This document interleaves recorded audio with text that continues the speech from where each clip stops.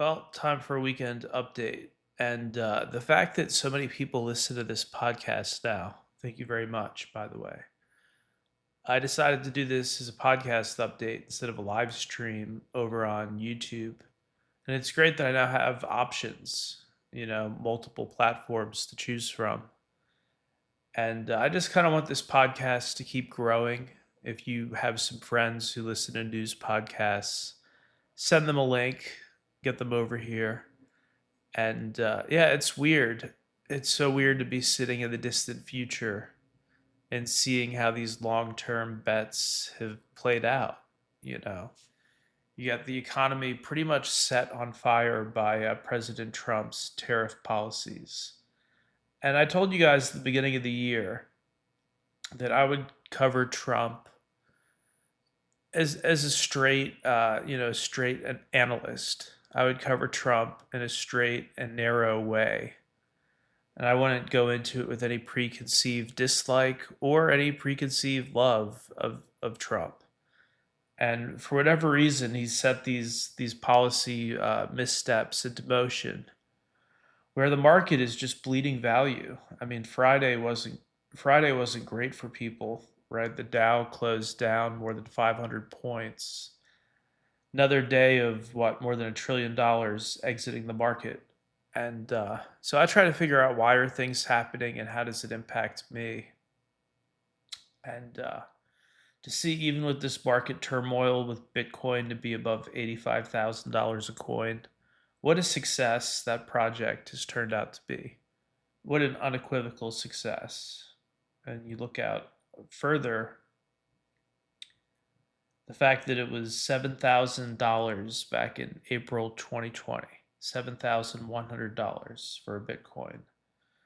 In spring of 2020, and now it's $85,000 and change. So that's actually performing as it should. Maybe some people are greedy and they wish it was even higher, but that's risk off asset performing as it should. And the real winner is gold. Back when I entered the crypto game more than a decade ago and started analyzing it and sharing my thoughts with you guys, it was a long range thought experiment coming from a very disciplined, first principles kind of place. And I always felt like the end of this cycle where crypto would take off, which has already happened, right? This was years before the first Bitcoin ETF. Many years before that, I was thinking about what's the end game here?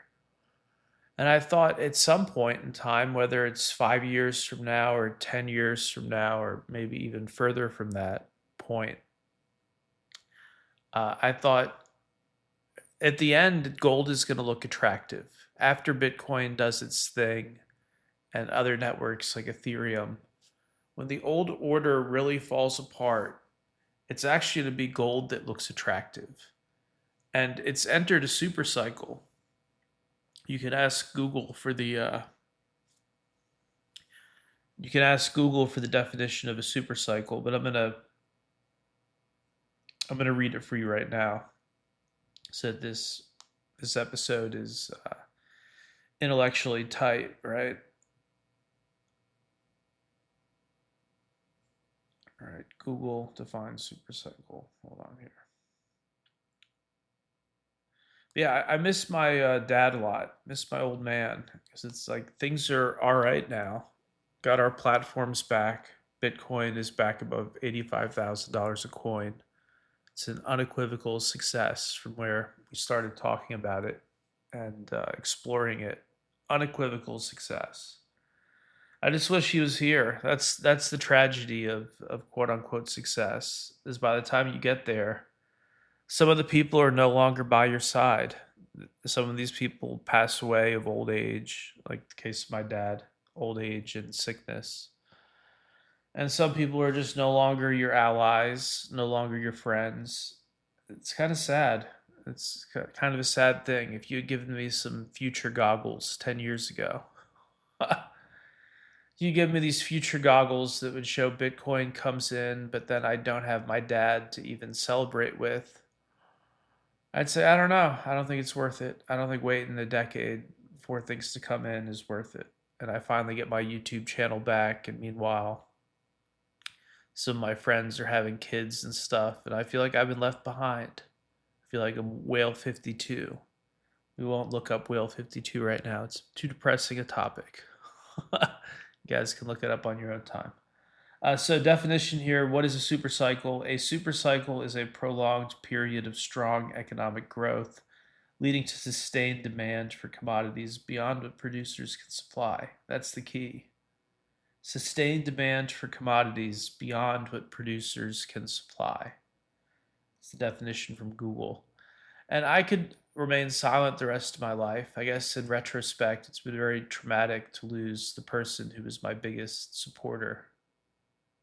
Aside from your dad, there will never be another man who roots for you as enthusiastically and genuinely as your own father. You know, you'll never come across that person again.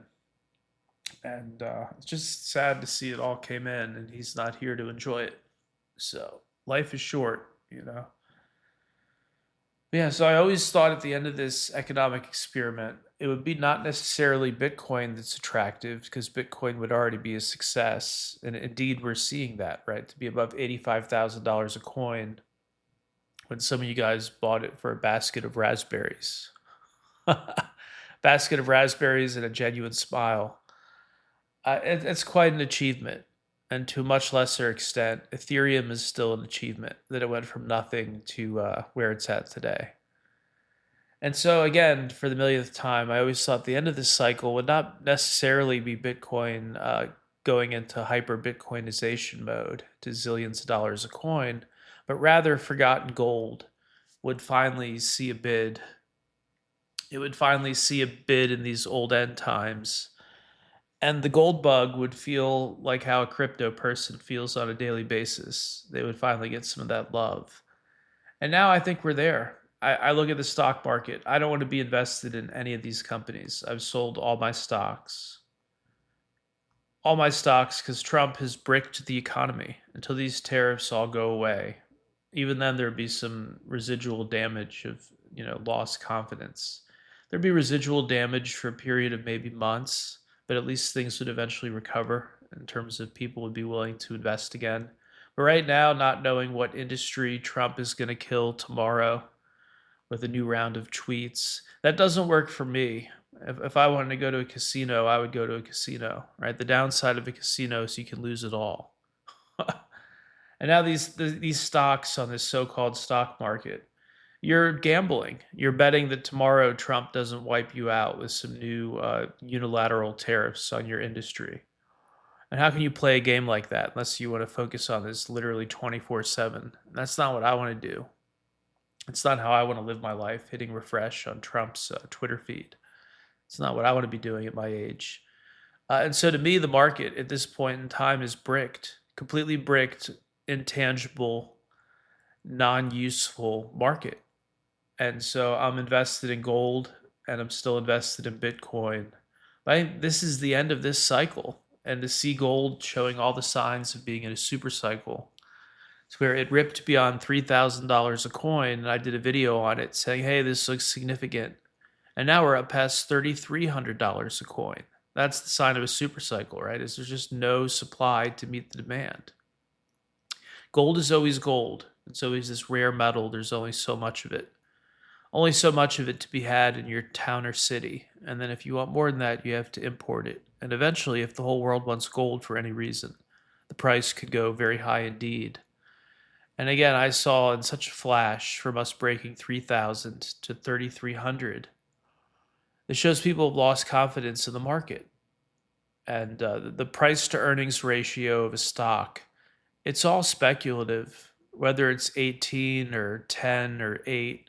These are just speculative ratios. These are speculative ratios that depend on future confidence in the market, right? It depends on believing that your president is not going to deep six some industry tomorrow with a bunch of random tweets.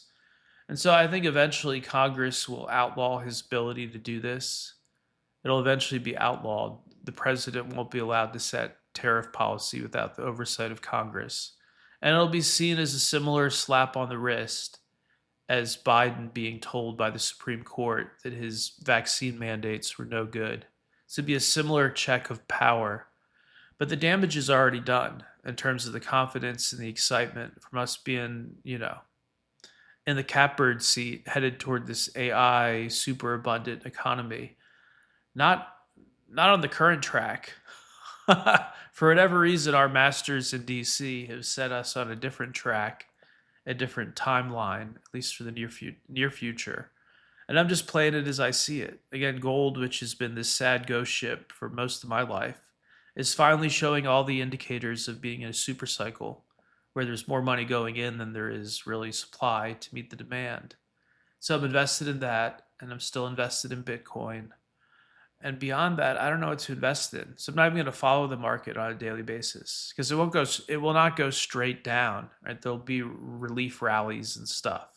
And I suppose if you were very surgical with your shorts, you could get in and out at all the right times. I don't want to do that. I'm a fundamental investor. I look at something and I decide, does this have value? Could I be okay with holding this if I were in a coma for a few weeks or a few months? Right now, none of this stuff, none of these stocks, because I don't know what the world looks like in 3 months. I don't know what it looks like in 6 months. So it fails the coma test. And so I hope things change because the market has been a good little outlet for my mind. As I say on here, I have an active mind, and I'll stop speaking, and I'll stop making decisions when I'm dead. So my critics tried to silence me for a long time. They were successful, I guess, for almost 8 years, right? But now the YouTube channel is back, and the numbers look pretty strong on Apple Podcasts. The download numbers look great. So I'm going to keep doing my thing, and I'll stop speaking when I'm dead. I feel like I have the floor at the moment. And yeah, so it's sad that I don't have this toy, the stock market, anymore to play with and to learn from. But that'll change. There will be some moment in the future where I believe in the American economy again. But it's not right now. Unprecedented uncertainty. And it's not a virus, and it's not a thunderstorm. It's a man. It's one man surrounded by bad advisors, breaking our economy for unknown reasons. But I'll sidestep this tragedy. Absolutely, I will sidestep this tragedy, and I'll sit parked in gold and Bitcoin for as long as it takes. So, welcome your thoughts over on YouTube and on Substack. And thanks again to all the new subscribers on my Substack. We've noticed the uptick. Greatly appreciated. I'm happy to just, happy to say my say, happy to share my thoughts. And that's all these are. I'm not an expert, I'm not a professional, not financial advice. The fact I've been so accurate in so many areas is probably because I'm not an expert. I don't have a lot of ideological tie down. And I didn't get this market drop right to the hour, but I got it right to the day. You guys can go back and listen to that episode if you want. It's over on YouTube. You can listen to where I said, this is it, stock market collapse. And to the day, that was correct. And again, I think you'll see retrenchment and you'll see partial relief rallies. But I don't want to sit there every minute watching Trump's tweets and, living or not by the charts. That's not a good lifestyle for me anyways. That's not a successful life. So I'm going to sit here parked for a while and we'll see where things are at in the future. What do they say? Sell in May and go away? I guess we beat that by a month. Because for me personally, not advice, it's just my own personal decision. Sell in April and go away. Why deal with this market collapse? There's always going to be gold. There's always going to be Bitcoin. And in terms of the market, I'll play again when it feels like a fair casino. Because right now it does not feel like that. And there was no huge wipeout that convinced me of this. Quite the opposite. I feel like I'm sidestepping a wipeout. So that's the weekend update. But I'll try to post something during the week on Substack. I'll try to do one of my text updates. And that's it. Talk soon.